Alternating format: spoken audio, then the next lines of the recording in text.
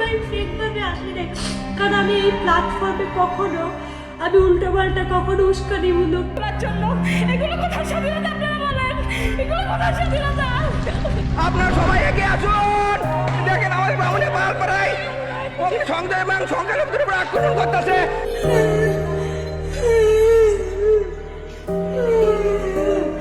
আমি কারো ক্ষতি করি না, আমি কত কষ্ট করে কীর্তন করে কামাই করতে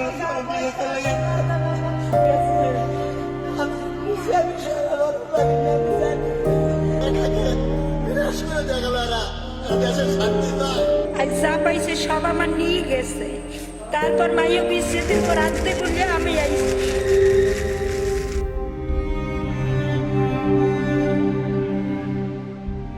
हज़ारों की संख्या में बांग्लादेशी हिंदूज भारत आना चाहते हैं और इसलिए वो भारत के बॉर्डर के पास इंतजार कर रहे हैं ताकि बांग्लादेश में उनका जो नरसंहार हो रहा है उससे वो बच सके, अपने आप को बचा सके, अपने फैमिली को बचा सके। कहीं पे हिंदू मंदिरों को तोड़ दिया जा रहा है, मंदिरों को जला दिया जा रहा है, हिंदू के घरों में घुसकर लूटपाट मचाई जा रही है, बहन बेटियों के साथ बलात्कार किए जा रहे हैं। इस वीडियो में आप देख सकते हो कि एक हिंदू अपने भगवान के मूर्ति को वहां से ले जा रहा है ताकि वो अपने भगवान की मूर्ति को बचा सके। बांग्लादेश की पीएम शेख हसीना के खिलाफ में ये प्रोटेस्ट शुरू हुआ था और अब ये रूप ले चुका है हिंदू नरसंहार का। इस प्रोटेस्ट में बहुत सारे हिंदू स्टूडेंट्स ने भी पार्टिसिपेट लिया था, ये सोचकर कि हम इनकी हेल्प करेंगे तो शायद ये हमारी हेल्प करेंगे।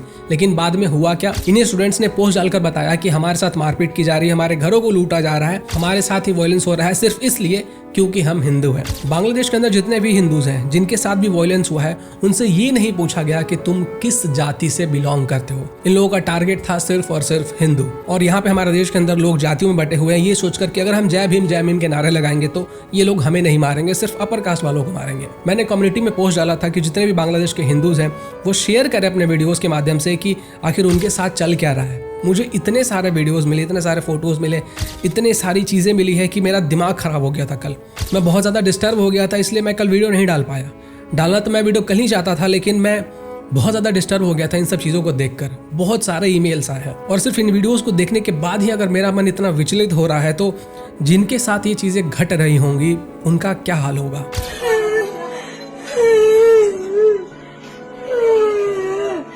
আমি কারো ক্ষতি করি না, আমি কত কষ্ট করে কীর্তন করে কামাই করতে যা পাইছে সব আমার নিয়ে গেছে, তারপর মাইয়া বিচ্ছেদের পর আসতে বললে আমি আইছি।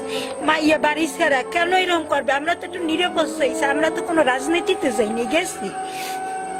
গরিব কেন বাঁচতে পারবে না? এগুলো কোথায় স্বাধীনতা আপনারা বলেন, এগুলো কোথায় স্বাধীনতা বলেন, এগুলো কোথায় স্বাধীনতা? আমি কেন এই দেশে থাকবো?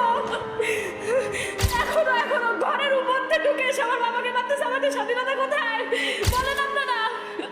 বলেন, আমার মা এখানে চলে আসছে, আমার বাবা অসুস্থ, তারে ধরে মারা। बांग्लादेश के हिंदुओं की हजारों चीखें आपको सुनाई दे देंगी कि जिनके साथ अत्याचार हो रहा है, जिनका नरसंहार हो रहा है। लेकिन हमारे देश के अंदर ऐसे फैक्ट चेकर्स, ऐसे प्रोपेगेंडा स्प्रेड करने वाले लोग हैं जो कह रहे हैं कि ऐसा कुछ भी नहीं हुआ है। कह रहे हैं कि बांग्लादेश के अंदर सिर्फ हिंदुओं के साथ नहीं बल्कि मुस्लिम्स के साथ भी वायलेंस हुआ है, बाकी और कम्युनिटी के लोगों के साथ भी हुआ है। तो बताओ ना, कौन सा ऐसा मस्जिद है जिसको तोड़ दिया गया? कौन सा ऐसा मजार था जिसको तोड़ दिया गया? ऐसा तो कोई न्यूज़ नहीं आया सामने, ऐसा तो कोई वीडियो नहीं आया सामने। लेकिन मंदिरों के टूटने के, मंदिरों के जलने के वीडियोस, हिंदुओं औरतों के रोने के वीडियोस बहुत सारे सामने आए।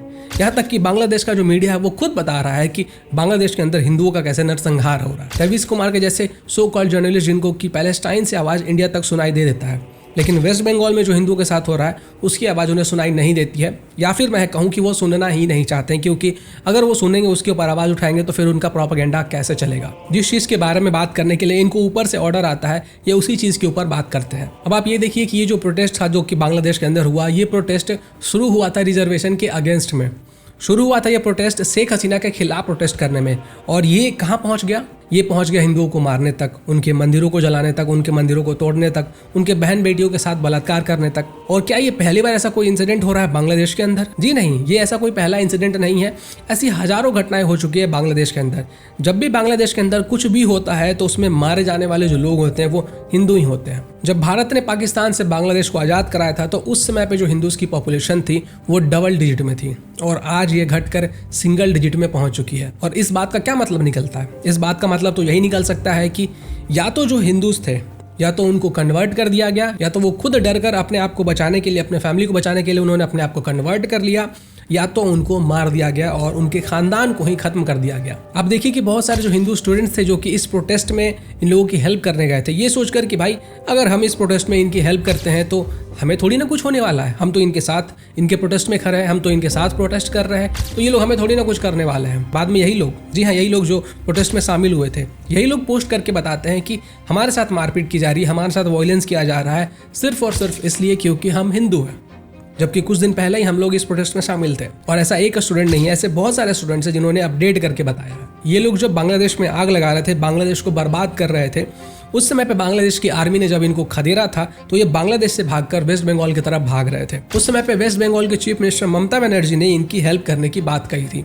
और शेख हसीना जो कि उस समय पे बांग्लादेश के प्राइम मिनिस्टर थे, उन्होंने खुद कहा था कि अगर वेस्ट बंगाल की चीफ मिनिस्टर ऐसा कर रही हैं, लोगों की हेल्प कर रही हैं, तो एक बहुत गलत बात है, क्योंकि नेशनल सिक्योरिटी का मामला हो सकता है, क्योंकि आपको नहीं पता है कि उनमें से कितने लोग आतंकवादी हैं। और मैंने बहुत बार वीडियोस में आपको बताया है कि वेस्ट बंगाल के अंदर बांग्लादेश से इलीगल तरीके से इमिग्रेंट्स आते हैं, वहाँ पे उनको वोटर ID कार्ड बना के दिया जाता है, वो लोग वोट करते हैं, राशन कार्ड उनका मिल जाता है, उनको सारे डॉक्यूमेंट्स मिल जाते हैं और वो आराम से ज़िंदगी जीते हैं भारत के अंदर। यहाँ पे वायलेंस करते हैं, आतंकवादी संगठनों से उनका कनेक्शन सामने आता है। और अब ये सब चीज़ें झारखंड में भी शुरू हो चुकी है, जहाँ पे बांग्लादेश से वो लोग आते हैं और फिर वहाँ से उनको अलग अलग मस्जिदों में रखा जाता है और वहाँ से उनको बसों में बिठाकर देश के अलग अलग हिस्सों में भेजा जाता है। ऐसा झारखंड हाईकोर्ट के एक वकील का कहना था, जिनके साथ हमने लाइव स्ट्रीम किया था। और झारखंड के अंदर इतने सारे बांग्लादेशी मुस्लिम्स आ चुके थे कि भाई झारखंड के जो हाईकोर्ट है उनको ऑर्डर देना पड़ा था कि भाई झारखंड की जो गवर्नमेंट है वो आइडेंटिफाई करो कि झारखंड के अंदर कितने इलीगल इमिग्रेंट्स आए हुए हैं और उनको खाली करवाया जाए, क्योंकि उन्होंने अपना एक पूरा एरिया बनाया हुआ था,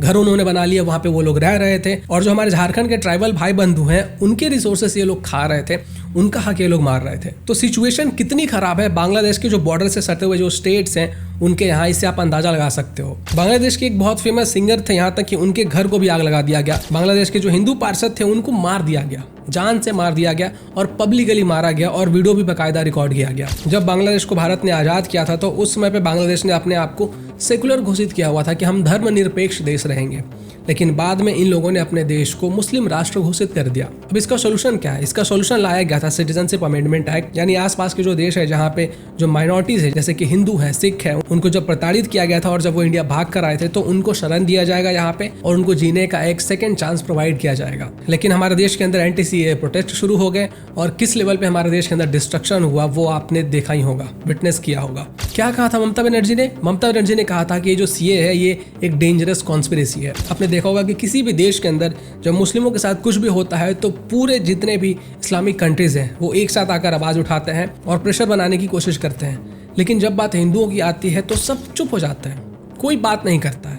क्यों? क्योंकि हिंदुओं के लिए कोई कंट्री है ही नहीं, क्योंकि हिंदुओं में ना तो यूनिटी है ना ही उनके लिए आवाज उठाने वाले ढंग के लोग मौजूद हैं। एक हिंदू राष्ट्र हुआ करता था नेपाल, जिसको कि बाद में सेकुलर राष्ट्र बना दिया गया। इंडिया से जब एक पार्ट अलग हुआ तो वो एक इस्लामिक कंट्री बन गया और इंडिया एक सेकुलर कंट्री रह गया। ट्विटर के ऊपर ऐसे बहुत सारे लोग हैं जो बार बार कह रहे हैं कि इंडिया में भी ऐसा एक बार होना चाहिए, जिस तरीके से बांग्लादेश के अंदर हो रहा है वैसे ही इंडिया के अंदर भी होना चाहिए। तो इससे पहले कि जो चीजें बांग्लादेश के अंदर हो रही है वो चीजें हमारे देश के अंदर भी हो, हमारे गवर्नमेंट को चाहिए कि इन सब चीजों के ऊपर स्ट्रिक्ट कदम उठाए, नहीं तो बहुत देर हो जाएगी। बाकी एक वीडियो में यूरोप के ऊपर भी लेकर आने वाला हूं कि यूरोप की जो अभी कंडीशन है वो ऐसी क्यों हो गई।